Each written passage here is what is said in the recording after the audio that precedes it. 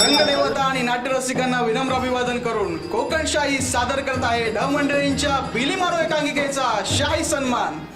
नमस्कार, मी ऋत्विक धुरी स्वागत करतो सर्वांचं. तुम्ही पाहताय कोकणशाही चॅनल, कोकणच्या समृद्धीचं. असं म्हणतात, सामान्य जीवन जगून एकच भूमिका करण्यापेक्षा नाटक करून शेकडो भूमिका जगा. आणि या शेकडो भूमिका जगलेले आणि नाटकावर अतोनात प्रेम केलेले आणि सिंधुदुर्गच नव्हे तर संपूर्ण कोकणचं नाव आणि कुडाळचं नाव संपूर्ण महाराष्ट्रावर आपली छाप सोडलेले बिलीमारो या एकांकिकेची टीम आपल्या कोकणशाहीच्या या ब्युरोमध्ये आज आलेली आहे. त्यांचं सर्वप्रथम सर्वांचं अभिनंदन. खूप मोठी अशी त्यांनी या ठिकाणी अटल करंडक सारखी मोठी मानाची स्पर्धा या ठिकाणी तो करंडक आपल्या सिंधुदुर्गात आपल्या कुडाळेश्वरकडे आणलेला आहे आणि त्याबद्दल त्यांचा संपूर्ण कोकणशाही टीमकडून असेल आणि सर्व कलाकारांकडून एकंदरीत संपूर्ण सिंधुदुर्गवासियांकडून त्यांना खूप खूप शुभेच्छा, खूप खूप अभिनंदन. मी इथे आमंत्रित करतो आमचे कोकणशाहीचे संचालक सन्माननीय श्री साईनाथ गावकर सर, त्याचप्रमाणे आमचे मार्केटिंग हेड राजेशजी हेदळकर, जिल्हा प्रतिनिधी चिन्मय घोगडे या ठिकाणी सर्वांचं पुष्पगुच्छ देऊन या ठिकाणी त्यांचा सन्मान करायचा आहे. तर संपूर्ण बिलीमारोची टीम आज या ठिकाणी कोकणशाहीच्या या ब्युरोमध्ये या ठिकाणी उपस्थित आहे. महत्त्वाचा असा मानाचा या ठिकाणी करंडक त्यांनी सिंधुदुर्गात आणलेला आहे आणि त्या पद्धतीचं उत्साह, हर्ष, उल्हास या ठिकाणी दिसतोय.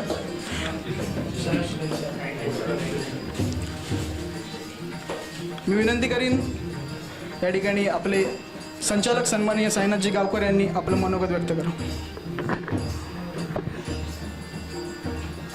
निश्चितच ऋत्विक, मनापासून धन्यवाद. सर्वप्रथम मी या ठिकाणी ज्यांनी संपूर्ण महाराष्ट्राला वेड लावलं आहे, संपूर्ण मालवणी भाषेमध्ये एकांकिका सादर करून संपूर्ण महाराष्ट्रामध्ये मालवणी भाषा आणि महाराष्ट्राच्या बाहेरही मालवणी भाषा पोचवण्याचं काम केलं आहे, अशा ह्या ढ मंडळींच्या बिलीमारो टीमचं मी कोकणशाहीच्या कार्यालयामध्ये स्वागत करतोय. खरं तर ह्या संपूर्ण टीमचा, ही माझ्या सिंधुदुर्ग जिल्ह्याची रत्न आहेत, माझ्या कोकणची रत्न आहेत. त्यामुळे या कोकणच्या रत्नांचा सन्मान कोकणशाहीच्या ह्या कार्यालयामध्ये करता येतोय याचा निश्चित मला समाधान आहे आणि अभिमान आहे. कारण की तुम्ही जे काही नाव कमावलं मित्रांनो, आणि जे काही नाव मालवणी भाषेचं आणि एकूणच या संपूर्ण दशावतारी कलेचं नाव गावागावामध्ये पोचवत आहे, हा आम्हा प्रत्येकासाठी, प्रत्येक कोकणी माणसासाठी आनंदाचा आणि समाधानाचा क्षण आहे. तुम्ही अशाच पद्धतीनं प्रगती करत राहावं. त्यामुळेच अशा पद्धतीची सदिच्छा देण्याकरता कोकणशाहीच्या कार्यालयामध्ये तुम्हा सर्वांच्या सन्मानाचा एक गुलाब पुष्प, प्रेमाचं प्रतीक जे मानलं जातं, हे गुलाब पुष्प देऊन आपणा सर्वांचा सन्मान केला जातोय. आपणा सर्वांच्या पाठीवरती कोकणशाहीच्या माध्यमातून कौतुकाची एक थाप बसावी, हा त्यामागचा प्रामाणिक उद्देश आहे. आणि त्याचबरोबर आता तर जबाबदारी वाढलेली आहे, ही जबाबदारी आपण सर्वजण त्याच ताकदीनं पार पाडाल याचा मलाही विश्वास आहे. आम्ही सुद्धा आपले फॅन्स आहोत, त्यामुळे आम्हा फॅनना तुम्ही निश्चितच अजूनच या पुढच्या देखील ज्या काही विविध स्पर्धा असतील, भविष्यात व्यावसायिक रंगभूमी असेल, या सर्व रंगभूमीवरती तुम्ही कुठंतरी स्वतःची छाप पाडलेलं अजून जे महत्त्वाचं चित्र असेल, हे संपूर्ण सिंधुदुर्ग जिल्ह्याला आणि कोकणाला पाहायला भेटेल, अशा पद्धतीचा विश्वास व्यक्त करतोय. पुन्हा एकदा तुम्हा सर्वांना अगदी कोकणशाही टीमच्या वतीनं मनपूर्वक शुभेच्छा देतो, कोकणशाहीच्या दर्शकांच्या वतीनं शुभेच्छा देतो, तुमचं अभिनंदन करतो आणि भविष्यात यापेक्षाही अधिक अशा पद्धतीचं शिखर, यशाचं शिखर आपण सर्वांनी गाठावं, अशा पद्धतीची अपेक्षा मात्र या सत्काराच्या निमित्तानं, या सन्मानाच्या निमित्तानं करतो. पुन्हा एकदा शेवटाला आपण सर्वजण इथं आलात, निश्चितच कोकणशाहीचा मान वाढलाय असं मी समाधानानं सांगेन पुन्हा, कारण की तुम्ही सर्वजण माझ्या कोकणची रत्न आहात. पुन्हा एकदा शुभेच्छा देतो आणि थांबतोय. पुन्हा एकदा माईकचा ताबा आमचे प्रतिनिधी चिन्मय आणि अर्थातच ऋत्विक धुरी यांच्याकडे. धन्यवाद साईनाथ सर. मी विनंती करतो की गुलाब पुष्प देऊन आपण सर्वांचा या ठिकाणी सन्मान करावा. सर्वप्रथम साईनाथ गावकर सर यांना विनंती करतो. संपूर्ण बिलीमारोची टीम या ठिकाणी आज उपस्थित आहे आमच्या कोकणशाहीच्या ह्या ब्युरोमध्ये. चॅनल कोकणच्या समृद्धीचं आणि त्याच पद्धतीचं समृद्धीचं या ठिकाणी शिखर गाठलं येते. आपली मालवणी बोलीभाषा घेऊन आणि आपली मालवणी लोककला घेऊन दशावतारी या लोककलेवर आधारित ही एकांकिका बिलीमारो. अटल करंडक असेल, नागपै करंडक, इचलकरंजी करंडक, कला वलय सारख्या मोठ्या स्पर्धेमध्ये या ठिकाणी अव्वल ठरले आहेत ते मात्र हे संपूर्ण ढ मंडळी. त्याचप्रमाणे मी आमचे मार्केटिंग हेड राजेश हेदरकर यांनाही विनंती करतो, त्यांनी या ठिकाणी त्यांच्या शुभ हस्ते पुष्पगुच्छ देऊन त्या ठिकाणी संपूर्ण टीम या ठिकाणी हजारे बिलीमारोची. नाटकाला बरीच अंग असतात, प्रकाश योजना असते, संगीत असतं, पार्श्वसंगीत असतं, अभिनय, कला दिग्दर्शन असतं, नेपथ्य असतं आणि त्या पद्धतीचे सर्व कलाकार या ठिकाणी उपस्थित झाले आहेत. त्याचप्रमाणे मी आमचे जिल्हा प्रतिनिधी चिन्मय घोगळे यांनाही विनंती करतो, त्यांच्या शुभ हस्ते या ठिकाणी सर्वांचं स्वागत होत आहे.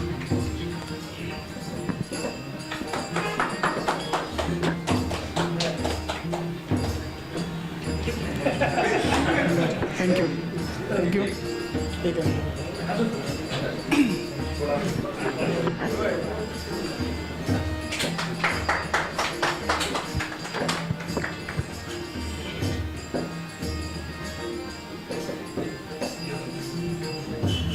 धन्यवाद सर्वांचे.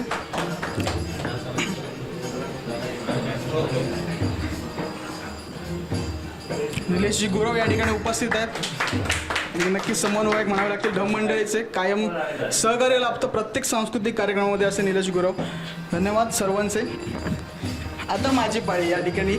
तर तुम्ही आतापर्यंत ढ मंडळी या ठिकाणी विजय होऊन इली, सिंधुदुर्गात दिली, कुडाळात दिली, बरेच तुम्ही त्यांचे मुलाखती बघला असाल. पण नाटक मंडळी आणि ढ मंडळी खरं तर हे खरोखर अव्वल असतात आणि थोडेसे मस्तीखोर असतात, हे आमका माहीत. आम्ही सर्वांनी एकत्र काम केलेलं, माझे सगळेजण मित्रच आहेत. त्यामुळे ही मुलाखतपेक्षा ही चर्चा आणि ही गप्पा नक्कीच रंगतील. तेजस असं मी म्हणेन.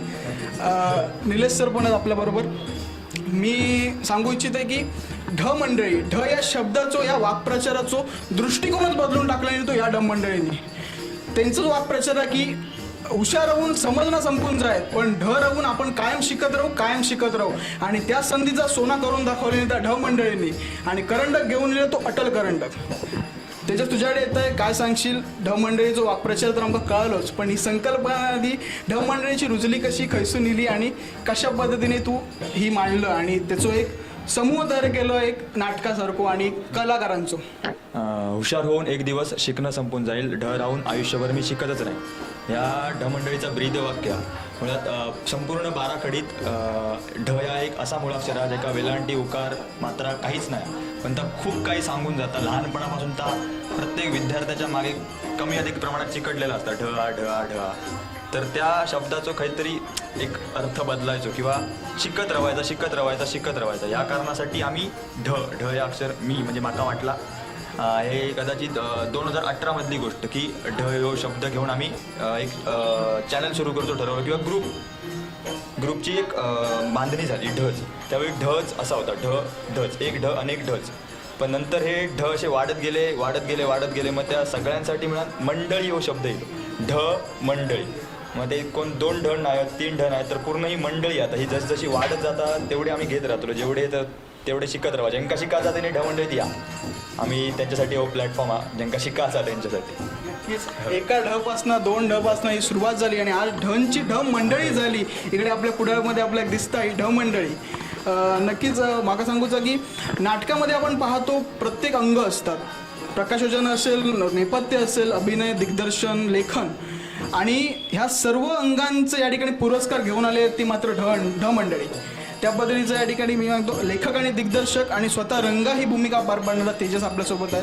तेजस, काय सांगशील? सर्वप्रथम म्हणजे बिलीमारो ही कन्सेप्ट ज्यांना माहीत नव्हती त्यांना अटल करंडकच्या लाईव्ह माध्यमातून बऱ्याच जणांनी एकांकिका पाहिली, पण कथा कशी तयार झाली आणि कथेचा एकंदरीत तुला अनुभव आला का? म्हणजे बिलीमारो या कन्सेप्टवर एखादी कथा लिहिणं आणि त्यामधून जर एखादं काम छोटं असतं असं म्हणतात, पण कोणतंही काम छोटं नसतं आणि परिस्थिती आली तर ते काम पण करावं लागतं, हे सुद्धा तुम्ही तुमच्या कथेतून दाखवून दिलं आहे. तर ते कशा पद्धतीने मांडलंस, हा अनुभव कुठून आला आणि लेखन करण्याची ही ऊर्जा किंवा ही थिंग जी होती मनातली ही कुठून आली? आता म्हणाल तसं बिली मारो हे खरं तर दशावतारातलं दुर्लक्षित पात्र आहे.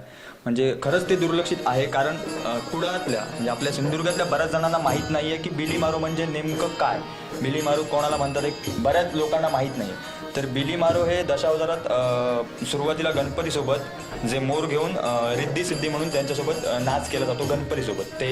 ते झाल्यानंतर ते 8 दशावतारात ते झाल्यानंतर बाकीचं नाटक चालू असताना तो गणपतीच्या पेटाऱ्यासमोरची तळी घेऊन तो बिली मारोचं पात्र प्रेक्षकांमध्ये फिरतं आणि त्याच्याकडून ते म्हणजे आशीर्वादी रूपी जे काय पैसे असतील स्वतःच्या इच्छेप्रमाणे ते त्या तळीत टाकतात आणि त्या पैशातून त्या जमलेल्या तळीच्या पैशातून गणपतीच्या दिवाबत्तीची हे केली जाते, पेटाऱ्याची पूजा केली जाते. यासाठी ते बिली मारोचं पात्र फिरतं.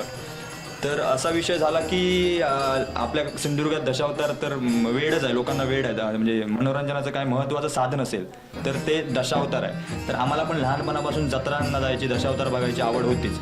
तर असे प्रसंग काही बघितलेत की तो बिली माराचा जो पात्र आहे साडी घेऊन त्याच्यावर हसणं, त्याची टिंगल टवाळी करणं असे प्रकार आपल्याकडे घडतात, अजूनही घडतात. आणि परत मेकअप रूममध्ये गेल्यावर तो बिली मारा साकारणारा जो कॅरेक्टर आहे तो कुठेतरी साईडला बसलेला असायचा. बाकीचे आपले मेकअप काढतात, लोक त्यांचे फोटो काढतात, असे प्रकार काढायचे, पण तो मात्र कुठेतरी साईडला एका कोपऱ्यात बसला आहे, झालं त्याचं असं. तर त्यावेळी डोक्यात असा विचार आला की ह्या पात्राचं, ह्या कॅरेक्टरचं सुद्धा काहीतरी एक म्हणणं असणार, काहीतरी दुःख असणार. कारण प्रत्येक लहान कलाकाराला लहानपणापासून मोठ्या कुठच्या तरी उंचीवर जायचं असतं, मोठी एंट्री कुठेतरी घ्यायची असते, मोठ्या स्टेजवर जायचं असतं. तर मग काय होऊ शकतं याचा विचार केला की काय होऊ शकतं का खरंच. मग आमचा त्या दृष्टिकोनातून अभ्यास सुरू झाला. मग मी, विठ्ठल म्हणा किंवा बरेच जण आहेत, आम्ही मग जत्रांना जायचो, ते बघायचो की कसं काय होतं, म्हणजे ते बिली मारो नक्की तो पात्र काय करतोय. आम्ही त्याच्यासोबत फिरायचो, मी त्याच्यासोबत जाऊन फोटो पण काढला. मग मी त्याच्यासोबत फोटो काढला म्हणून झालेला आनंद, तो फोटो पण आहे माझ्याकडे, मी बिली मारासोबत फोटो काढला एकदा. तर असं ते मग सुचत गेलं. आणि लिहायचं म्हटलं तर सगळ्यात महत्त्वाची गोष्ट अशी की काही वर्षांपूर्वी सिंधुदुर्गात एका स्पर्धेमध्ये सिंधुदुर्गातल्या आमच्या ह्या होत्या, एकांकिका होत्या, पण कोणतंच बक्षीस मिळालं नव्हतं. वैयक्तिकसुद्धा सिंधुदुर्गातल्या एका पण संघाला वैयक्तिक बक्षीस मिळालं नव्हतं. बाहेरचे मुंबईवाले आले, बाहेर जिकडून कुठून आले, मुंबई, पुणा, कोल्हापूर, ते संघ येऊन बक्षिसं घेऊन जायचे. तर त्यावेळी आमच्यात बोलणं झालेलं की हे असं का होतं, आपल्याकडे काय कलाकार नाहीत अशातला भाग नाही, किंवा आपल्याकडे विषय नाहीत, आपल्याकडे आर्टिस्ट नाहीत, आपल्याकडे काय म्हणतात ते बॅकस्टेजचे कलाकार जे तांत्रिक दृष्टी सांभाळतात, बाजू सांभाळतात, असे कलाकार नाहीत, अशातला पण काही भाग नाही. पण हे का होतं आहे, तर मग आपल्याला काहीतरी करायला पाहिजे. मग तिथून ती धडपड सुरू झाली आणि त्यातनं मग ही लिहिण्याची ऊर्जा मिळाली की आपण स्वतः लिहून, मालवणी भाषा लिहून काहीतरी करून बघूया. आणि आज त्या प्रयत्नांना यश मिळतंय. बिली मारोचा त्यातून बिली मारो या एकांकिकेत जन्म झाला. आणि एक महत्त्वाची गोष्ट म्हणजे बिली मारो हा तितकाच प्रामाणिक पात्र हे दशावतारातलं आहे, कारण तो दौलत ज्यादा करतो, तो संपूर्ण प्रेक्षकांमध्ये फिरतो, त्याच्या तळीमध्ये एवढे पैसे असतात, पण तो प्रामाणिक असतो. तीच दौलत तो आपल्या मंडळाकडे घेऊन येतो. आणि तीच बिली मारोची मुख्य भूमिका पार पडलेला, शांती भूमिका पार पडल्या का विठ्ठल तळवळकर. मी त्याच्याकडे येतो. विठ्ठल, तू काय सांगशील? सांगण्याच्या आधी तेजसला लिखाणामध्ये राजा सामंत यांनी खूप प्रचंड म्हणजे मदत केली. म्हणजे प्रत्येक गोष्ट तेजस त्यांच्याशी डिस्कस करत होता की काय होतं, कसं होतं, कारण त्यांना खूप त्याच्याबद्दल अभ्यास आहे. तर तेजस जेव्हा मला स्टोरी आम्ही तयार केली तर त्या स्टोरीत बऱ्याच अडचणी येत होत्या. मग त्या अडचणींचे म्हणजे जे प्रश्न पडले ते आम्ही त्यांना विचारायचो आणि त्याचे मग ते उत्तर द्यायचे. त्यातून ते उलगडत जायचं की स्टोरी पुढे कशी रंगेल. अशा प्रकारे ते स्टोरीची पूर्ण आम्ही माहिती, राजा सामंत काका, दशावताराचे अभ्यास. राजा सामंत हे सुद्धा दशावतारातलं एक खूप मोठं नाव आहे, संपूर्ण सिंधुदुर्गातलं असेल आणि कोकणात सुद्धा ते या ठिकाणी प्रख्यात आहेत आणि त्यांची नक्कीच त्यांना मदत मिळाली आहे. तर शांती मुख्य भूमिका पार पडल्या. तर विठ्ठल तळवळकर, तू काय सांगशील? शांतीबद्दल सांगायचं म्हणजे आधी कॅरेक्टर फिक्सच नव्हते, फक्त स्क्रिप्ट रेडी करायचे आणि माझ्या वडिलांचा जो रोल करणार होता तो तेजस करणार होता, आधी ठरलं होतं. आणि हेच चालू होतं की आमच्याकडे स्क्रिप्ट रेडी झाली, सगळं मिळालं, जे काय हवं होतं ते गोष्टी स्क्रिप्टमध्ये आल्या, आता करायचं काय. मग तेजस मला आधीच बोललेला की शांती तू कर, आबा मी करतो. दोघांचं तर ठरलं आणि रुचिता तर आमच्यासोबत कायमची आहे, त्यामुळे या गोष्टी ठरल्या होत्या. फक्त नंतर असं झालं की करायचं काय, आता पुढचे 30 जण उभे कसे करायचे. तर 30 जण उभं करण्याचाच कष्ट झाला. शांतीचं एवढं काय झालं नाही, कारण मी आणि तेजस जायचो बिली मारो बघायचो काय करतोय, हा तो गप्प बसलाय ना, हा आपल्या याच्यात जाय गप्प बसलाय, तळी घेतोय, फिरतोय, सगळीकडे जातोय. परत त्याची जी स्टाईल असायची, असा हात लावायचा, म्हणजे आलोय मी बाबा, हात लावा, तळी घ्या. मग ह्या पण गोष्टी आम्ही बघायचो. तेवढंच आमचं जत्रा कुठे असेल जायचं, बघायचं काय चाललंय, ओके असं आहे, ठीक आहे, चलो करा. सगळ्यात म्हणजे कठीण क्षण आला जो म्हणजे मुलं जमा करायचं, ते आपण आता काय करायचं, एवढं म्हणजे दशावतार आणि कोकण म्हटलं मॉब लागणारच, जत्रा रंगवायची आहे, पूर्ण करायचं आहे. तर ती प्रोसेस जरा खूप मोठी होती. त्या गोष्टी खूप एकदम म्हणजे खूप कठीण होतं ते सगळं जमवून करणं. स्टँडिंग सुरू केली तरी पण आम्ही लोक शोधत होतो की कॅरेक्टर नव्हतेच आमच्याकडे काही, अशी परिस्थिती पण होती. आणि सगळ्यात महत्त्वाचं काय माहिती आहे, ठीक आहे चला थिएटर आर्टिस्ट आहोत आम्ही, करतोय 2-3 वर्ष झाले आम्ही, थोडंफार शिकतोय, थोडं का असे नाही होतंय आमच्याकडून. दशावतारी कुठून आणायचे? दशावतारी तर मेन भाग म्हणजे बघायला गेलं तर 50% भाग आहे दशावतारात, तो म्युझिक हँडल करून जातो, एकांकिकेतलं. आणि इवन दशावतारात पण 50% म्युझिकच जे आहे ते दशावतार रंगवतं. तर दशावतारी काय करायचं, म्हणजे कुठून आणायचे, काय बघायचं, कसं करायचं. मग आमच्याकडे आमच्या टीममधलं एक्का एक आहे किशोर नाईक, हो मी एक्का. म्हटलं किशोर, म्हटलं आहे मागे, म्हटलं किशोर असं असं झाला, काय करूया, मी बघतोय. हा एक शब्द पडला कानावर, आम्ही निवांत, काहीच नाही, तेजस असं असं बघितलंय, असा म्हणजे येतो 7 वाजता त्याला टायमिंग दिलेला, तो येतो. मग किशोरने सगळे दशावतारी म्हणजे म्युझिकपासून, मेकअप आर्टिस्टपासून, परत ॲक्ट करणाऱ्यापासून सगळे त्याने बघितले. इव्हन निलेश गुरवनी पण आम्हाला म्युझिकसाठी मदत केली दशावतारी, आणि कोण मिळत आहेत का शोधण्यासाठी मदत केली. असे हळूहळू एक टीम जमावून व्हायला लागली. पण याच्या आधीची गोष्ट म्हणजे आम्हाला रिहर्सल करायला हॉल पण नव्हता, काहीच नव्हतं. आम्ही भूषण बाकरेच्या घरी जायचो, वहीमध्ये लिहिलेलं होतं स्क्रिप्ट, प्रिंट पण काढली नव्हती, कारण 10-15 प्रिंट काढायचे म्हणजे तरीसुद्धा लागणारच पैसे ना, किती म्हटलं तरी. आणि आम्ही सगळे जॉब करणारे, पॉकेट मनी काढून हा चल बाबा की तसं पुस्तक वहीमध्ये वाचून आम्ही स्क्रिप्ट वाचायचो, असं तसं. निलेश दादा पण होता यायचं तेव्हा, एवढं. आणि 7 जणांची टीम होती, ती 7 जणांची टीम 30मध्ये झाली. आणि त्या 30 जणांनी एवढं हँडल केलं, म्हणजे आम्ही आता लीड आहोत म्हणून आम्हाला एवढं कामं नसतं. म्हणजे तेजसलाही माहिती आहे, मी फक्त कपडे चेंज करतो, बाकी माझं काही काम नाही. तेजस आपल्या याच्यात असतो आणि फक्त पहिल्या सुरुवातीचं कर्टन देतो. सगळ्यात महत्त्वाचं काम आहे ना हे बाकीचे, जे ॲक्ट पण करतात, आपलं सगळं सामान पण चेंज करतात, बॅकस्टेजला पण लक्षात ठेवतात, मला रेडी पण करतात. मुळात त्यांच्यासाठी मला टाळ्या वाजायचं की ते सगळं सांभाळतात, ते ॲक्ट करतात, सेट बदलतात, ते परत आम्हाला रेडी करतात, सगळं ते सांभाळतात. म्हणजे मुळात आम्ही दिसतोय हे दिसण्यापुरतं, पण खरं दिसणं त्यांचं आहे, कारण ते भन्नाट लढ. म्हणजे मी आणि त्याच्यात आम्ही नाही काय करू जो आमका जमाचा ना, इतक्या लेवलला असतो. दशावतारात जसं म्हणतात की बिल्ली मारो हा सुरुवातीला रंगतो आणि सगळ्या शेवटी हे करतो, त्याचप्रमाणे हे आमचे सगळे जे सुरुवातीपासून कामं चालू असतात आणि नाटक संपलं तरी यांची कामं चालूच असतात, असा प्रकार आहे. त्यामुळे हे आपलं पूर्ण टीम वर्क आहे. टीम वर्क तर एकांकितून दिसलं, कारण आम्ही सुद्धा पहिला प्रयोग नाथपयला आपण बघितलं. पहिला प्रयोग नाथपय हा त्यांचा फर्स्ट प्रयोग होता, तिथे प्रथम क्रमांक बसला. आणि त्यावेळी बरंच तुमचे बॅकस्टेज पण कमी होतं, त्याचप्रमाणे कलाकार सुद्धा कमी दिसत होते. पण जो बॅकस्टेज म्हटला जातो, जो मूळ पाया कणा म्हटला जातो नाटकाचा, तो या ठिकाणी त्यांना मिळाला. आणि खरं तर एकांकिका बघताना असं वाटलं की ऑन दी स्टेज 60 मिनिटातली 15 मिनिटं मला वाटतं लाईट सेटअपला जात असतील. त्यानंतर त्या 45 मिनिटामध्ये हे ऑन स्टेज 6 सेट बदलतात. सर्व पहिले जत्रा, त्यानंतर फड, त्याच्यानंतर घर, त्याच्यानंतर पार, त्याच्यानंतर पुन्हा कुडाळेश्वर मंदिर, आणि नंतर पुन्हा जत्रा. बरोबर सांगितलं ना? एवढं सगळं मॅनेज करणं 45 मिनिटात हे साधी गोष्ट नाही आहे. बरोबर.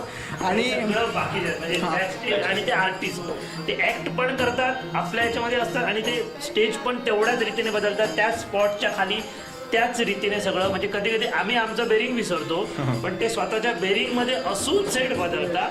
आणि बरोबर काळो आता ब्लॅकआउटला तुला तर माहीत आहे काय गोष्टी होती ती, एवढे हार्श लाईट डोळ्यावर बसून सुद्धा परत त्याच काळोखात जाणं, म्हणजे दिसत नाही पहिल्या 2-3 सेकंद तर काहीच दिसत नाही, त्या क्षणी जाऊन तिथे ठेवणं त्यांचीच कामं नाही ती, आम्ही फक्त जाऊन तिथे करणं, असं झालं ते. आणि एक महत्त्वाची गोष्ट मी सर्वांना सांगू इच्छितो की ह्या बिली मारो या एकांकिकेमध्ये दशावतार आणि एकांकिका ह्या 2 नाट्यसंस्कृतीचा संगम झाला आहे.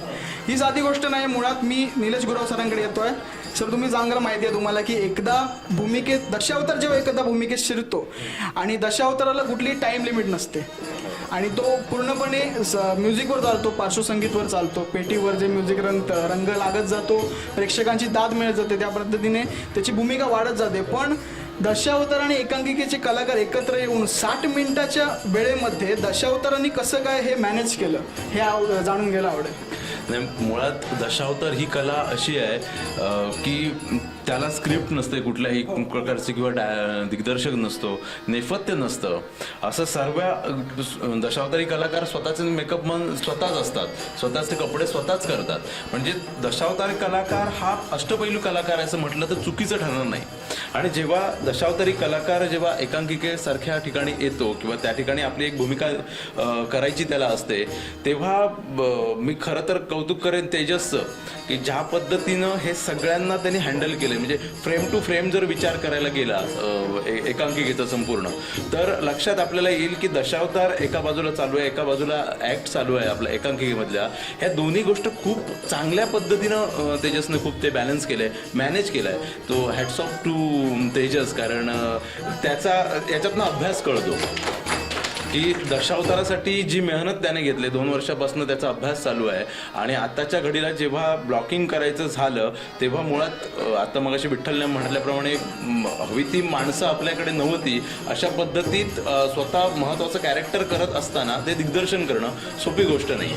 सो हॅट्स ऑफ टू, मी सगळे मार्क्स 100 पैकी 100 तेजसलाच देईन, कारण त्याचं लिखाण आणि दिग्दर्शन आणि त्यांनी साकारलेली रंग हे कॅरेक्टर अप्रतिम आहे. या ठिकाणी नक्की तेजसचं सर्वजण कौतुक करतात, कारण लेखन, दिग्दर्शन आणि रंगा ही भूमिका त्यांनी पार पाडली आणि त्या पद्धतीचं चित्र या ठिकाणी बिली मारो आज हर्षोल्लास साजरा करताना दिसतोय आपल्याला.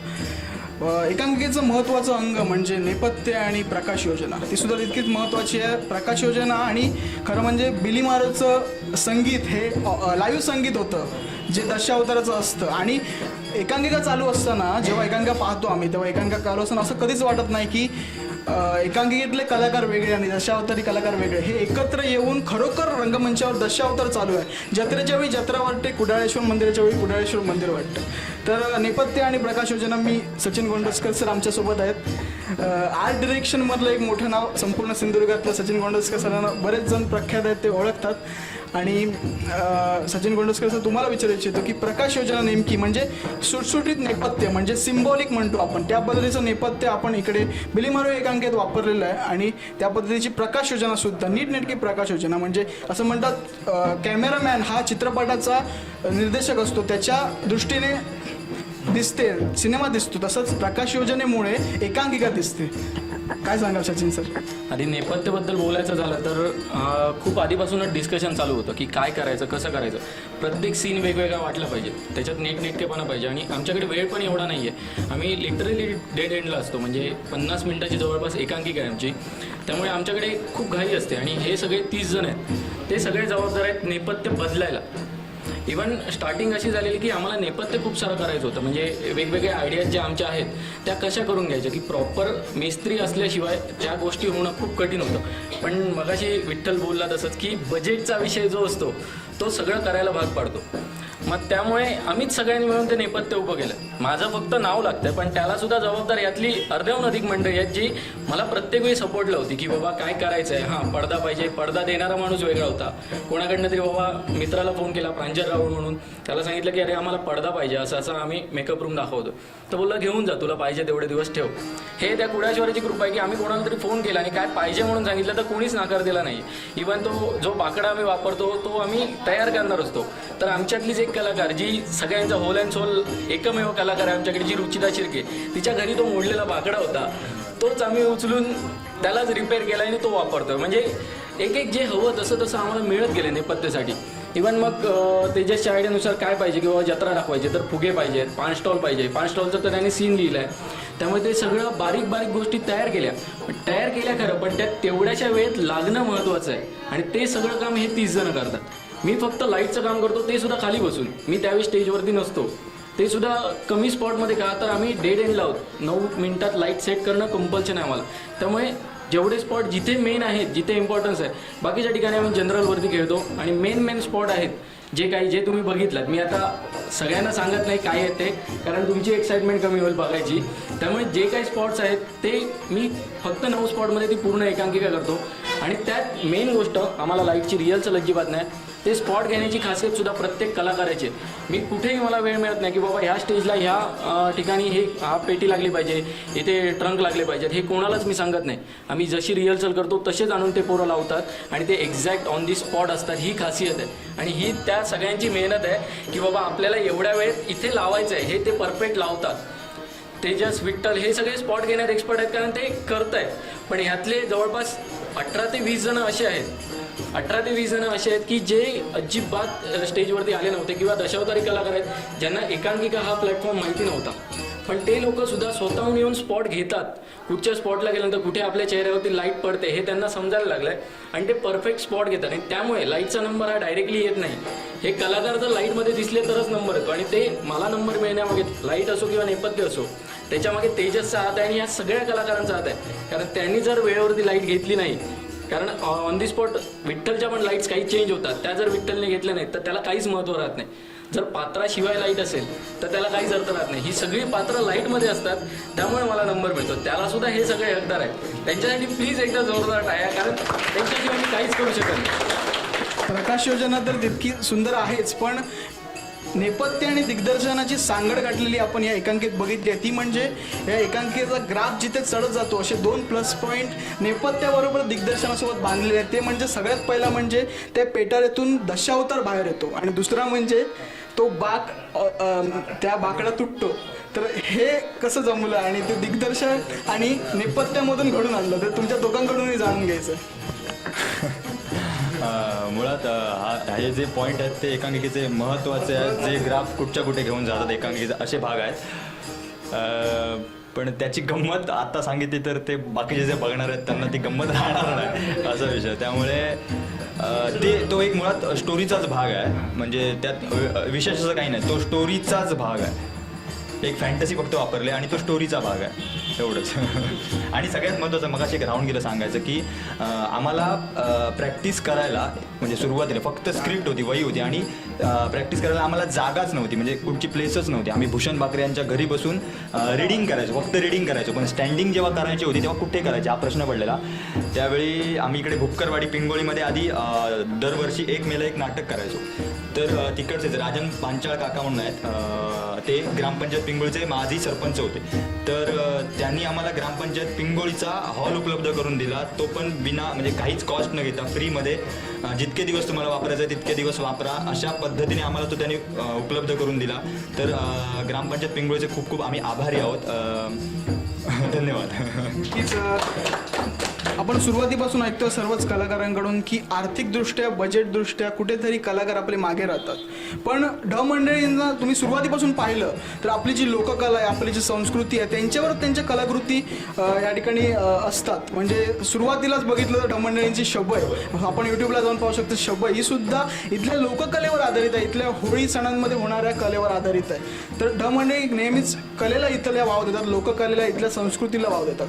महत्त्वाचं म्हणजे मुंबईच्या तुम्ही एकांकिका बघल्या तर त्या सामाजिक जीवनावर आधारित असतात, सामाजिक प्रश्नांवर आधारित असतात. पण कोकणातल्या कमी आर्थिक सोर्स असताना सुद्धा या ठिकाणी हा कलाविष्कार त्यांनी करून दाखवला आहे. तर ही सांगड कशी घेतली म्हणजे माझ्या माहितीनुसार सुरुवातीला नक्कीच इतका मोठा सपोर्ट नव्हता मंडळींना. त्यातून हे पुढे पुढे कसं होत गेलं, हा प्रवास कसा आहे हा जाणून घ्यायचा. नक्कीच ही कुडाळेश्वराची कृपा आहे. म्हणजे कुडाळवासियांनी आम्हाला बऱ्यापैकी मदत केली आहे. म्हणजे आता आम्ही जे काही आहोत ते कुडाळवासियांमुळे आहोत. म्हणजे असे काही आमचे लोक आहेत ज्यांनी आम्हाला आर्थिक पाठबळ दिलं आहे, त्यामुळे आज ही एकांकिका उभी आहे. आणि प्रत्येकजण असं सांगत असतं की तुमका काय लागला ना तर आमका सांगा आम्ही असो, जेव्हा कधी लागात तेव्हा आमका सांगा आम्ही असो. ही सगळी कुडाळेश्वराचीच कृपा. आणि आत्ता पण आम्ही जेव्हा नंबर येईल किंवा पहिली एकांकिका झालं पहिलं प्रयोग त्यानंतर सगळेजण आमका बघूया कुडात कधी शो लावतात. सगळ्यांचा प्रश्नच आहे कुडात कधी शो लावतात, एवढं ते प्रेम करतात आमच्यावर कुडातले. तर आम्ही ह्या महिन्यात कुडात शो लावायचं असं नियोजन चालू आहे. ते झाल्यावर नक्कीच कळू सगळ्यांना. राजाचा दरबार आतापर्यंत सगळीकडे जाऊन दौलत लुटून आलाय, पण आपल्याच राज्यात त्याने दरबार भरला नाहीये. तो लवकरच भरेल. कुडाळवासीय त्यांना उत्सुकता आहेच. त्यानंतर एक कलाकारांचा प्रश्न असेल जे नाटक बघतात. तुम्हालाही माहीत असेल की पहिल्या दिवसापासून, पहिल्या स्पर्धेपासून बरेच मंडळी नाटक बघतात. तिथे नाप्प एकांकिका स्पर्धेमध्ये अभिनय म्हटला तर शांतीचा अभिनय प्रथम आला होता आणि एकदम अटल करंडकला रंगा या ठिकाणी प्रथम क्रमांक पटकवला आणि शांती तिसऱ्या क्रमांकाला गेला. म्हणजे हे समीकरण एक कलाकार म्हणून आणि संपूर्ण सिंधुदुर्गातल्या कलाकारांकडून मी विचारतो. म्हणजे मुळात आमच्या टीममध्ये खेळीमेळीचं वातावरण आहे. आम्ही एकमेकाला चॅलेंज वगैरे असले प्रकार चालू असतात. ते विठ्ठलच सांगेल. विषय काय झाला की तेजस तुला माहिती आहे किती चांगला काम करतो ते, आम्हाला पण सगळ्यांना माहिती आहे. आणि विषय असा झाला की 3 एकांकिका स्पर्धा आले. मला मिळतंय बेस्ट ॲक्टर, ठीक आहे, मिळतंय ठीक आहे. तेजसला का मिळत नाही आहे हा आमचा प्रश्न सगळ्यांचा होता. इव्हन सचिन पण, म्हणजे पनवेलच्या प्राथमिक फेरीला आम्ही गेलो होतो तर सचिनने तिथे आला, चॅलेंज हा सगळ्यांका, शांती, रंगा आणि आबा तुमच्यात कोण एक नंबर काढता बघूया, तर तुमच्यातच कॉम्पिटिशन. म्हटलं ठीक आहे, हो. आणि तेजसला मिळतच नव्हतं, कारण तेजस मनापासून एवढं करायचं काम आणि आवाजावर त्याने तर भयंकर, आम्ही बाबा खूप वेळ बसलो त्याच्या आवाजावर. तो आवाज जो म्हाताऱ्याचा काढायचा, बेरिंग धरायचा, आणि होतच नव्हतं. आणि अटलच्या आधी खूप तेजसने प्रॉपर रिहर्सल केले होते. खूप जण बघायला सुद्धा आले होते की काय म्हणजे एकांकिका कशी करतात, किंवा आम्हाला थोडे सल्ले द्यायला आले होते. आणि तेजसने ते प्रॉपर वर्कआउट केलं आणि चांगल्या पद्धतीने केलं. आणि रिझल्ट सुरू झाला अटल करंडकचा आणि तिसरा क्रमांक शांती माझं आलं. आणि नंतर सगळेजण आम्ही असं आई शपथ आयला, म्हणजे पहिला कोणाला तरी दुसऱ्याला गेला असेल. आणि सगळे म्हणत होते तेजसचं पण बरं झालंय, तेजसचं पण भारी झालंय. आणि जेव्हा प्रथम क्रमांकात रंगा म्हणून ऐकलं तेव्हा जे सगळे कुदले, अरे बेकार, म्हणजे एक नंबरपेक्षा जास्त समाधान तेव्हा वाटलं. कारण 3 स्पर्धा एवढ्या झाल्या, त्याच प्रामाणिकपणे त्याच विश्वासाने तेजस काम करायचा आणि त्याला कुठेतरी यश नाही मिळायचं. आणि ते यश त्याला अटल करंडकला मिळालं याचं समाधान सगळ्यात म्हणजे मला मोठा खूप होतं. कारण माझ्याबरोबर तो काम करतोय आणि मी त्याला बघतोय की एक कलाकाराला समजतं दुसरा कलाकार कुठल्या लेवलपर्यंत काम. म्हणून मी पण हाच प्रश्न केला. नंतर विषय काय झाला, ठीक आहे बाबा झाले आता 25, आणि मला तिसरा आल्याचा पण मला खूप मोठा अभिमान आहे. कारण महाराष्ट्रातून 108 संघ होते, 108 संघामधून 25 संघ होते. आता तुला तर माहिती असेल प्रत्येक संघात एक तरी खतरनाक आर्टिस्ट असतो, बाप आर्टिस्ट. त्या 25 संघातून तिसरं येणं ही माझ्यासाठी खूप मोठी गोष्ट आहे. आणि माझ्याबरोबर तेजसला मिळालं तर मी एक नंबर, तो तेजसला मिळालं म्हणजे मला एक नंबरच मिळाला. तो म्हणजे आम्ही सुद्धा लाईव्ह हे सर्व पाहत होतो. तृतीय क्रमांक शांतीला मिळाला. आम्ही कुठेतरी म्हणजे थोडा आमचा चेहरा मंदावला, म्हटलं असं काय चाललंय. पण जेव्हा प्रथम क्रमांक रंगाला मिळाला, दिग्दर्शन प्रथम मिळालं, मग म्हटलं अटल करंडक आलाच. आणि विचार करण्यासारखी गोष्ट आहे की एकाच एकांकिकामधले 2 जणांना बेस्ट ॲक्टर मिळालं, त्या पण एवढ्या मोठमोठ्या संघांमधून. रुईया कॉलेज होतं, MD कॉलेज होतं, मोठमोठे मुंबईचे संघ होते, पुण्याचे पण 8 संघ होते. मग ही मोठी गोष्ट माझ्यासाठी, कारण त्यांना आम्ही बघितलंय आधी की काय करतात, कुठल्या लेवलवर काम करतात ते, आणि त्याच्यातून तेवढं मिळणं. तू नक्कीच एक्सप्रेस होतोय विठ्ठल, त्यामुळे एक प्रश्न आणि विचारतो. विठ्ठल युनिव्हर्सिटीच्या नॅशनलपर्यंत जाऊन आलाय आणि त्याने नॅशनल लेवलला त्या ठिकाणी त्यांच्या कलाकृतींमध्ये काम केलं आहे. तर विठ्ठल, ढ मंडळी आणि नॅशनल लेवलला तू काम केलं आहेस युनिव्हर्सिटीच्या, तिकडचं वातावरण आणि ढ मंडळीचं वातावरण, तिकडची तालीम, इकडची तालीम, हे कसं सांगशील? म्हणजे दोघांमधला फरक काय आणि तुला काय आवडतं? दोन्ही आवडतं मुळात. असं आवडण्याचं म्हणजे प्रत्येकाची शिकवण्याची पद्धत वेगळी आहे. आणि युनिव्हर्सिटी मुंबई म्हटलं तुला माहीत आहे, तिथे ए रे बाबा, बस रे बाबा नाही, सरळ काय बोलतात ते तुला माहीत आहे. आणि तिथे कसं टाईम टू टाईम सगळं व्यवस्थित चाललं. आणि ते मोठमोठे लोक येतात त्यामुळे रिस्पेक्ट त्यांचा असतोच. समोर मोठी प्रतिष्ठित मंडळी बसलेली असतात रिहर्सल घ्यायला, रिहर्सल बघायला. तिकडचा पूर्ण म्हणजे तिथेच राहावं लागतं पूर्ण त्यांच्याच वातावरणामध्ये. आणि तुला पण माहीत आहे, तू पण हे ॲक्सेप्ट करतो, कारण मुंबईचा जो संघ, मुंबईचे जे असतात त्याच्याहून आम्ही 2 वर्ष मागेच आहोत. कारण ते जे काय विचार करतात ना, ते आपण जाऊन बघितलं पाहिजे की तिकडे काय चाललंय. कारण आम्ही इथेच आमचे जय जयकार चालू आहे. सगळीकडे महाराष्ट्रात काय चालू आहे, करंट काय चालू आहे, कुठल्या लेवलवर काम करतात हे पण बघणं तितकंच आपलं महत्त्वाचं आहे. आणि इकडे बघशील तर हे आता आम्ही सगळ्या एकाच वयाचे पडलो, त्यामुळे आमचा असा म्हणजे गॉड फादर किंवा कोण मेन असं कोण नाही. पण सगळ्यात भारी एवढं आहे की प्रत्येक जण जरी माझ्यापेक्षा मोठा असू दे किंवा लहान असू दे, तो शब्दाला मान देतो, किंमत देतो. असं कोणाला सांगायला लागत नाही की तो ट्रंक उचल किंवा ते हे उचल, स्वतः उचलला गणपती बाप्पा चला मोरया. म्हणजे प्रत्येक जण समजून घेणं. तिथे कसे आमचे सर असतात, कोण पाठीपुढे करणारच नाही. इथे थोडं फार होतं पाठीपुढे, कधी लेट होतं, कधी गोष्टी होतं, पण समजून घेण्याची ती ताकद आहे ना. कारण आमच्यापेक्षा मोठे आता कितीतरी आहेत, त्यांना आम्ही सांगत असतो, ते पण तेवढ्याच रीतीने ऐकतात किंवा ते आम्हाला जे सांगतात बाजूला घेऊन हे बा असं करायचं, ते पण गोष्टी आम्हाला पटणारे असतात. मग ह्या दोन्ही गोष्टीचं जे म्हणजे तिकडची गोष्ट चांगली आहे, ही पण गोष्ट चांगली आहे. म्हणजे प्रत्येकाने बिली मारो आणि ढ मंडळी आपला स्वीकारलेला आहे, त्यामुळे हे सर्व शक्य होत आहे. आणि नक्कीच त्या विषयावर येतो मी की लेखक आणि दिग्दर्शक एकच आहे, त्यामुळे नक्कीच ह्या एकांकिकेला फाटे फुटण्याची जास्त वेळ नाही आली. पण तरीसुद्धा कलाकारांचा एक प्रश्न असतो की तेजस जेव्हा एकांकिका बसवत होतास, लिहिलेलीस, तेव्हा अनेक असे दिग्दर्शक उभे झालेले का किंवा त्यांच्या डोक्यामध्ये वेगवेगळे विषय होते का की अशा पद्धतीने तेजस करूया, तशा पद्धतीने करूया. प्रत्येक कारण कलाकार आहे, प्रत्येकाच्या डोक्यामध्ये सुपीक कल्पना येत असतात, तर ते कसं काय मॅनेज केलंस त्यावेळी? प्रत्येकाचे सजेशन घेतलेस की कसा हा आराखडा उभा राहिला बेली मारोचा?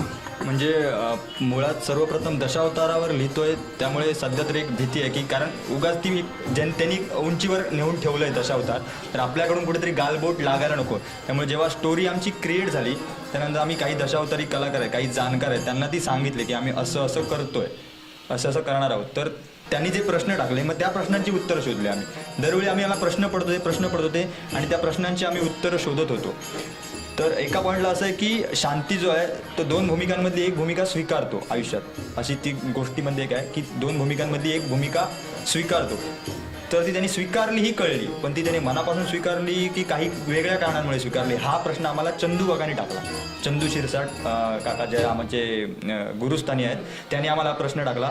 मग त्या प्रश्नाचं उत्तर शोधलं तेव्हा काहीतरी दुसरी ट्रिक समजली. त्याचं असे प्रश्न उलगडत ही स्टोरी क्रिएट झालेली आहे. त्याचप्रमाणे सुधीर कलिंगन, जे माननीय सुधीर कलिंगन काका आहेत, त्यांच्याकडे सुद्धा आम्ही गेलो, त्यांना पण स्टोरी ऐकवली, पण त्यांनी पण काही मुद्दे सांगितले, त्याच्याप्रमाणे पण काही चेंजेस झाले. अशा प्रकारे जिथून माहिती मिळत जाते तिथून माहिती मिळवली आणि स्टोरी आम्ही फुलवत गेलो. आणि प्रकाश चव्हाण सुद्धा आले होते, ते पण बघायला आले होते, आणि बालगंधर्व. आणि तू प्रश्न विचारलास की डिरेक्शन करताना तुला कोण ढवळाढवळ करायचं का? आमच्या ढ मंडळीचं मुळात हे मेन पॉईंट आहे की प्रत्येकाच्या मताचा आदर आहे पहिला, आणि त्याच्यावर जर तेजसला आता समजा मी डिरेक्ट करतो किंवा तेजस डिरेक्ट करतो, तो विचार करतो बाबा ही पटण्यासारखी गोष्ट आहे का, तर तो ती घेतोच. जर योग्य आहे ती तो घेतोच. असं नाही की तू बोला नको तुझं काय नाही, असं नाही. प्रत्येक म्हणजे कोणी असो, ज्याला नाटक बाबा त्याने कधी केलं नाही पण त्याला वाटलं असं वाटतं, त्याला बोलण्याचा अधिकार आहे, त्याचं मत मांडण्याचा अधिकार आहे, आणि ते शांतपणे तितक्याच प्रेमाने आम्ही ऐकूनही घेतो. असे कितीतरी गोष्टी घडल्या आमच्याबरोबर, ते दुसऱ्याने सांगितलं की बाबा अशी गोष्ट करा, आम्हाला होय त्याचं हे आपण करूया. आता म्हणजे तुम्हीच देवगड महाराजांनी आम्हाला सांगितलं होतं की हे असं करा, ओके म्हणतं त्याच्यात आपण याच्यावर विचार करूया, हे असं करूया. तर प्रत्येकाच्या मताचा आदर आहे, हे ढ मंडळीचं सगळ्यात मोठं वैशिष्ट्य आहे, आणि हे याचंच खूप मला समाधान वाटतं. प्रत्येकाच्या मताचा आदर केला जातो, प्रत्येकाच्या मताचा विचार सुद्धा केला जातो, आणि हे सर्व खेळमेळ्याचं वातावरण असल्यामुळे आज बेली मारो एकत्र या ठिकाणी दिसतोय, आणि त्यामुळे एवढा मोठं यश, एवढा मोठा उच्चांक ते गाठू शकले. तर एक आता आपल्या चर्चा बरीच रंगली आहे. महत्त्वाचं सांगायचं की सुरुवातीला आमच्याकडे म्हणजे काहीच नव्हतं, म्हणजे फक्त ती लिहिलेली वही स्क्रिप्ट होती. पण अशा वेळी एका व्यक्तीचं नाव घ्यावंसं वाटतं, ते म्हणजे ओंकार भोजने, जे महाराष्ट्राची हास्य जत्रामध्ये आता आपल्याला पाहायला मिळतात. ते जेव्हा आम्ही कॉलेज वहीन म्हणजे करत होतो एकांकिका, त्यावेळी पहिले डिरेक्टर जे मला लाभलेले, आम्ही त्यावेळी अल्पविराम ही एकांकिका बसवलेली ओंकार दादाने, त्यात मी बॅकस्टेज करायचो. तर त्यावेळी दादाने असे संस्कार केलेत की फक्त चालू ठेवा, चळवळ काही होऊ देत, नाटक बंद पडता का म्हणे, नाटक चालू राहायला पाहिजे, काही होऊ देत, फक्त नाटक चालू ठेवा. नाटक ह्या धडपडीमुळे त्याच्यामुळे आम्ही हे करू शकलो, म्हणजे त्याच्यामुळे एक प्रेरणा मिळाली की करायचं आहे, काही झालं तरी करायचं आहे. तर ते एक, आणि तसंच चंदू काका आणि संपूर्ण BVT हे पण आम्हाला वेळोवेळी मार्गदर्शन करत असतात, सपोर्ट करत असतात. तर या सगळ्यांच्या किंवा काही अप्रत्यक्षरित्या पण मदत करणारे, सपोर्ट करणारे, मार्गदर्शन करणारे असे कुडातले बरेच व्यक्ती आहेत, सिंधुदुर्गातले बरेच व्यक्ती आहेत. तर त्या सगळ्यांचा मी आभारी आहे, ऋणी आहे की त्यांच्यामुळे आम्ही आज हे यश बघू शकलो नक्कीच. ओमकारदादाचं सहकार्य आणि त्याची प्रेरणा संपूर्ण कोकणातील सर्वच कलाकारांना नेहमी मिळत गेली आहे. युथ फेस्टिवल असतील किंवा सर्व एकांकिका स्पर्धा वेगवेगळ्या प्रतीच्या असतील, तर ओमकारदादाच्या माध्यमातून सर्वांना सहकार्य लाभलं आहे आणि मार्गदर्शनसुद्धा लाभलं आहे. आणि त्याने ही चळवळ अशीच चालू ठेवावी आणि त्यालासुद्धा शुभेच्छा असतील त्याच्या पुढील वाटचालीला. आणि नक्कीच बाबा वर्धम थिएटरचं तुम्ही नाव घेतलंस, त्यामुळे त्यांचं मार्गदर्शन तुम्हाला कायम लाभतं. तर मी थोडासा वेगळा ट्रिक या ठिकाणी या मुलाखतीत आणू इच्छितो. रॅपिड फायर एक प्रश्न मी 2 ऑप्शन देईल विठ्ठल आणि सचिन सरांना पण विचारतो आणि तुला पण विचारीन. एकच हे निवडायचं ऑप्शन. तर पहिला विठ्ठलकडे जातोय. युथ फेस्टिवल की एकांकिका स्पर्धा? एकांकिका स्पर्धा. तुझ्याकडे येतो. लेखन की दिग्दर्शन? अरे वा.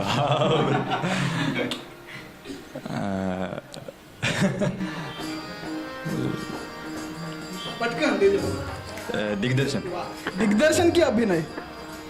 अभिनय. सचिन जनांकडे येतो. सिनेमा की नाटक? नाटक. जिथून सुरुवात होते नाटकाची आणि पुढे सिनेमाकडे आपण होतो ते सचिन सरांनी निवडलं आहे.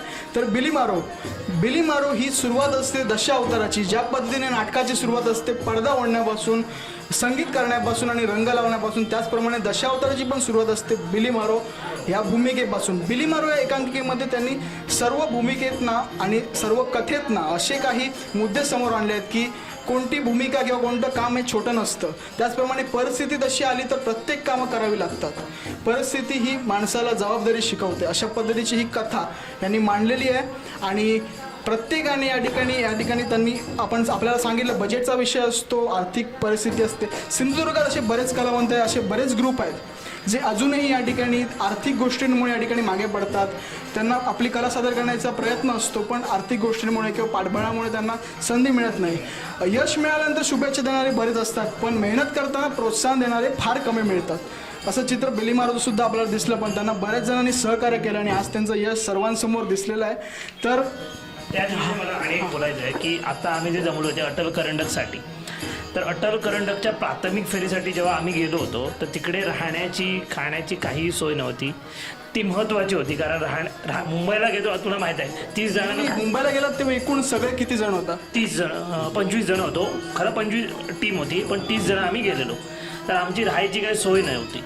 तर सुधीर चव्हाण म्हणून जे आमचे दादा आहे जे हल्ली म्हणजे एक्सपायर झाले, म्हणजे अटल करंडकच्या प्राथमिक फेरीला जाण्याच्या आधी 2 दिवस आधी ते एक्सपायर झाले. तर त्यांनी आमच्या हॉटेलमध्ये प्रॉपर व्यवस्थित म्हणजे सोय केली होती, गरम पाण्याची सोय, राहण्याची सोय. आणि तिथून आम्ही फ्रेश होऊन शांत झोपून आम्ही प्राथमिक फेरीसाठी गेलो होतो आणि दणक्यात तिथे प्रयोग केला आणि आमचं सिलेक्शन झालं. पण जेव्हा सिलेक्शन झालं तेव्हा ते आमच्यात नव्हते, ते स्वर्गवासी झाले. त्यांना थँक्यू बोलण्यासाठी सुद्धा नव्हते. इवन सचिन माकाशी बोलला की लाईट्स आमच्याकडे नव्हतेच, तर लाईटची प्रॅक्टिस कुठे करायची, तर मालवणच्या थिएटरमध्ये करायची, मग मामा वारकर थिएटरमध्ये. तर ते पैसे कोण भरणार, काय करणार, सगळं त्यांनी सुधीर चव्हाण यांनीच केली होती सोय. तिथे आम्ही नो कॉस्टमध्ये सकाळी 9 ते रात्री 7-8 वाजेपर्यंत फक्त लाईटवर रिहर्सल करत होतो आणि तीच एक लाईटची रिहर्सल आमची. आणि मग कणकवलीत झालेला तो आमचा प्रयोग. तर हे जे अटल करंडकचं जे यश आहे ना ते फक्त सुधीर चव्हाण यांच्यासाठीच आहे आणि यांनाच आम्ही ती ट्रॉफी डेडिकेट करतो कारण त्यांच्यामुळे हे सगळं झालं आहे. त्यांच्यामुळे लाईटची रिहर्सल मिळाली, त्यांच्यामुळे मुंबईत आम्हाला व्यवस्थित सोय मिळाली, त्याच्यामुळे आम्हाला चांगली एनर्जी डेव्हलप करता आली आणि त्या प्रकारे त्या जोमाने तिथे परफॉर्मन्स केला आणि आम्ही सिलेक्ट झालो. आणि आज ती 1 नंबरची ट्रॉफी आम्ही आणली आहे, ती त्यांना आम्ही समर्पित करतो आहे की ते आज नाही आहेत पण खरंच त्यांना थँक्यू, मनापासून थँक्यू. आणि ही ट्रॉफी त्यांच्यासाठी. सुधीर चव्हाण सर आज कुठे असतील तिथून नक्कीच तुम्हाला पाहत असतील आणि त्यांची इच्छा खरं म्हणजे तुम्ही सर्वांनी पूर्ण केली आणि ते तुमच्या मनात होते त्या ईर्षेने तुम्ही त्या ताकदीने तिकडे ही कला सादर केली आणि नक्कीच तुम्हाला यश मिळालं. तर ही होती संपूर्ण बिली मारोची टीम. आणि नागपै झाला, कलावलय झाली, इचलकरंजी झाली, अटल करंडक झाला, यापुढे अहमदनगर करंडक असेल, सायफाय असेल, असे बरेच करंडक महाराष्ट्राने तुम्ही घेऊन कुडाळेश्वरच्या त्या गाभाऱ्यामध्ये आणावेत हीच संपूर्ण सिंधुदुर्गवासियांची इच्छा आहे, आम्हा सर्व कलाकारांची आणि नक्कीच कोकणशाहीची सुद्धा इच्छा आहे. तर तुम्ही पाहत होता कोकणशाही चॅनल, कोकणच्या समृद्धीचं. हा होता सॉरी तुला डिस्टर्ब करतोय. सर्वप्रथम मी ढ मंडळीच्या वतीनं कोकणशाहीचे अगदी मनापासून आभार मानतो. साईनाथ गावकर सर असतील, चिन्मय घोगळे असतील, ऋत्विक आहे आणि संपूर्ण टीमचेच मनापासून आभार मानतो. आज तुम्ही बोलवलात या ठिकाणी, सगळ्यांचा मान सन्मान केलात, त्याबद्दल संपूर्ण टीमला मी विनंती करेन एकदा कोकणशाहीसाठी आपण.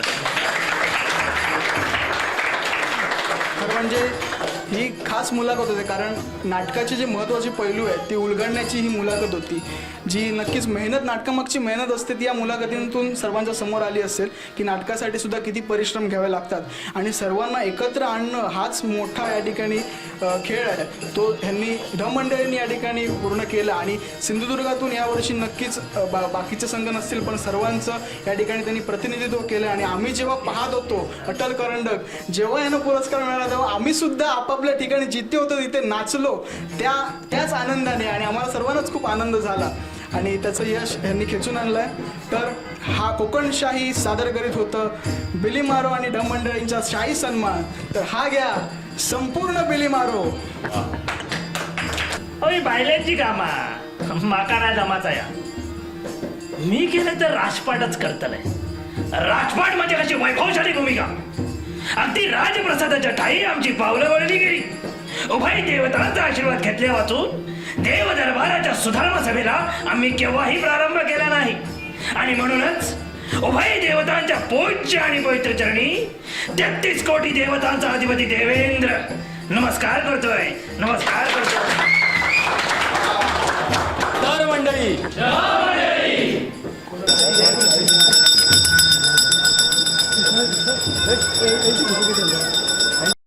असे नवनवीन व्हिडिओ पाहण्यासाठी कोकणशाहीचं यूट्यूब चॅनल सबस्क्राईब करा व बेल बटन प्रेस करा. तसेच फेसबुक पेज लाईक करा आणि इंस्टाग्राम पेज व ट्विटर पेजला फॉलो करायला विसरू नका.